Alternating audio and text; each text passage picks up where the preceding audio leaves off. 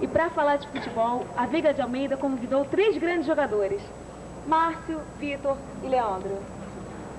Como é que foi o início da carreira de vocês? Quais foram as maiores dificuldades? Acho que quase todos os jogadores encontram dificuldades no começo da carreira e comigo não foi diferente.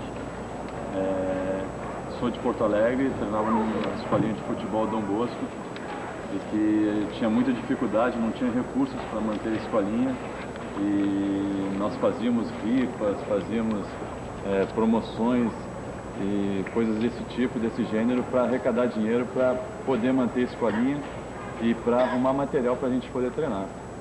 E eu acho que não é diferente, acho que a maioria dos jogadores tem um começo bastante difícil, mas com o passar do tempo, conseguindo chegar ao profissional, as coisas melhoram.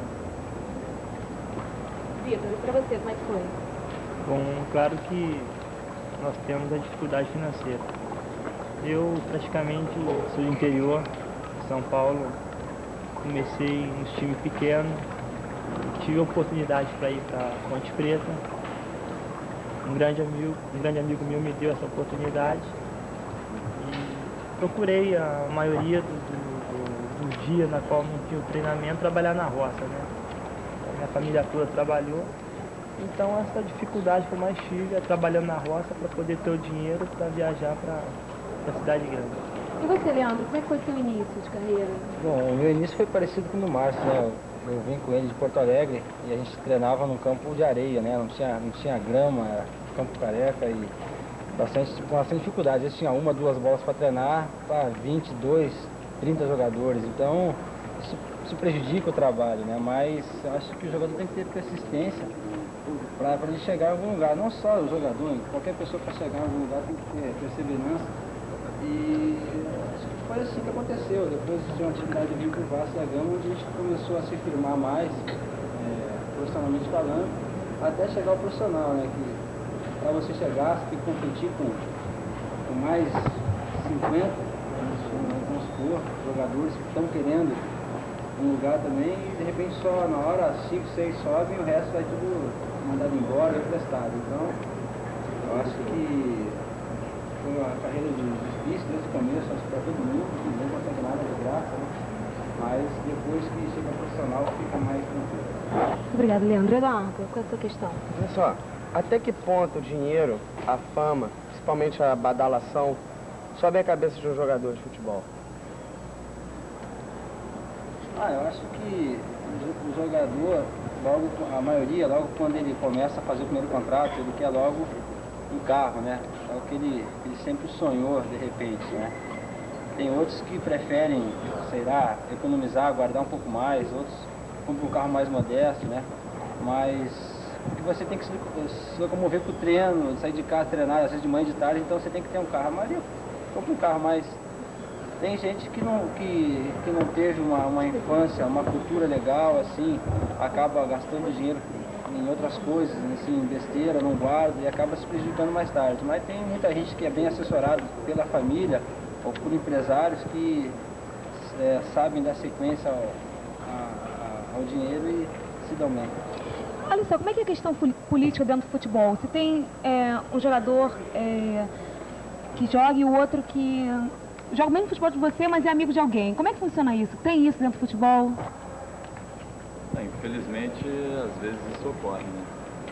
Mas não é sempre, são em determinadas situações.